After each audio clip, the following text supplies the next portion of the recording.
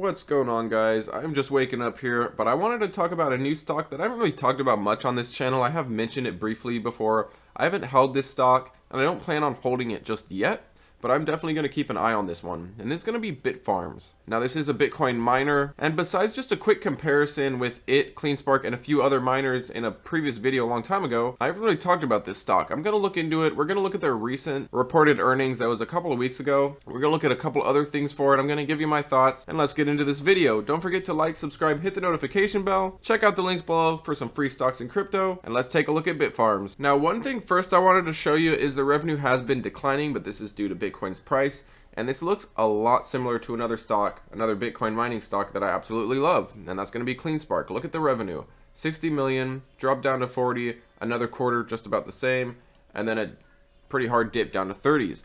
Just like CleanSpark, very, very similar. And funny enough, their Bitcoin mining production is also very close to CleanSpark's. Our last update, CleanSpark was right around 19 Bitcoin per day, whereas Bitfarms is right around 18. Just thought I'd bring that little fact up. And next, I wanted to show you their third quarter results here. We're going to look over a couple numbers, then we're going to look over the chart. I'm going to give you my thoughts there, and just give you my overall expectations for the stock, where I would get into this one. Now, first off, as said by Geoff Morphy, which is the Bitfarms president and COO, Chief Operating Officer, in Q3 of 2022, we continued to execute our growth plan and deliver industry-leading production metrics, which make us confident we will manage current conditions and thrive. We averaged 16.5 Bitcoin per day. As a result, we mined 3,733 Bitcoin in the first 9 months of 2022, surpassing the 3,453 Bitcoin mined in all of 2021. So they still have a whole quarter to go, and they already surpassed their previous year's Bitcoin production. He goes on to say, for the second year in a row, Bitfarms is on pace to be one of the largest known producers of Bitcoin, consistently one of the reported lowest cost producers. During Q3 of 2022, we reduced our direct cost of production by 5% to 9,400 per Bitcoin, and we're going to look at over those numbers in a second here. But going on, in addition, we drove greater efficiencies and discretionary reductions in cash, G&A, general and administrative expenses, that contributed to further savings, and our total cash cost of production declined 16% to 14,300 per Bitcoin from Q2 of 2022. As such, even with recent Bitcoin pricing, we continue to generate positive cash flow from operations and posted 10 million in adjusted EBITDA. And going on, our corporate hash rate increased by 17% from the beginning of the quarter and by 180% from a year ago to 4.2 exahash per second at September 30 of 2022. However, as we enter Q4, we modified our corporate hash rate guidance from 6 to 5. So they did lower their hash rate guidance a little bit. And moving on to some financials here, they did decrease their revenue quarter over quarter, but we've seen that with pretty much all the Bitcoin miners. This was to be expected, no big surprise here. Now, one worry and one reason besides the fact that the chart is under $1, which poses a potential delisting threat, which poses a potential for them having a reverse split, the fact that they're at a net loss of 85 million or 40 cents per share, while that is better than the quarter previously of 142 million net loss, this is still a money burning company, unfortunately, and it's a bit of a worry that they only have $36 million in cash. However, they have been aggressively working on paying down their debt. They paid down $94 million in debt, including fully retiring their highest interest rate facilities. But they've been basically selling all of the Bitcoin that they've been producing just to stay afloat, and this company definitely has its risks, but so does CleanSpark.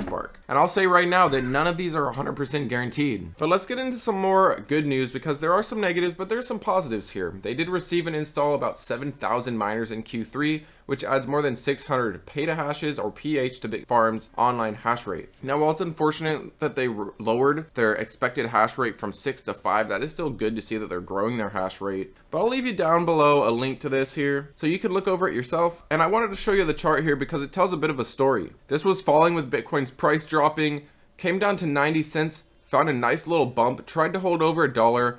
Once it couldn't hold that $1, and it couldn't hold that 90 cents, it just started completely dropping, and now it's just in a tumble. You would definitely want to watch 55 cents. If we break 55 cents, this is likely to fall lower. And now that this is considerably under $1, it definitely has the potential for delisting, and at the very least, they're going to get a letter of compliance. So if you didn't know about this, once a company reaches under $1 on the NASDAQ for 30 consecutive days, NASDAQ basically sends a deficiency notice to the company, basically giving them a compliance period of 180 days to get back over $1. For them to get over $1, either the stock price can recover or they can reverse split. So this company here, Bitfarms, does have the potential for a reverse split, which in Wall Street's eyes is obviously seen as a bad thing, because if you're reverse splitting, you're likely facing compliance issues. Just like a split is a good thing. If a stock is splitting, it means the stock price has been rising so much that they want to split that price down. So typically a split is good, a reverse split is bad, but that's the general gist of it. So with this company, I would personally wait. I want to see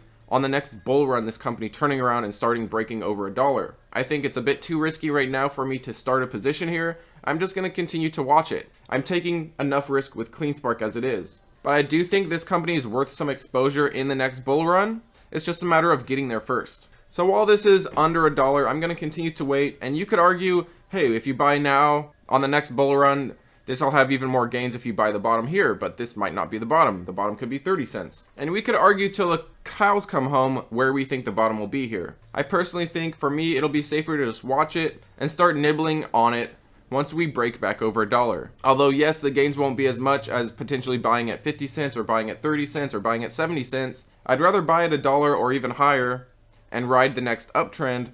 And that would also likely mitigate the risk of delisting, mitigate the risk of reverse splits. That's just how I would approach this stock. And of course, as for the macro environment, we still expect the Fed to raise rates and the overall market is still bearish. But that's my thoughts on Bitfarms. Just a quick little video for you guys. Definitely keep this one on your radar. It is at least worth a spot on your watch list. And on Bitcoin's next bull run, Bitfarms could have extremely huge gains and outperform Bitcoin, just as I believe CleanSpark will do. But that's it for today, guys. Thanks as always for watching, and take it easy.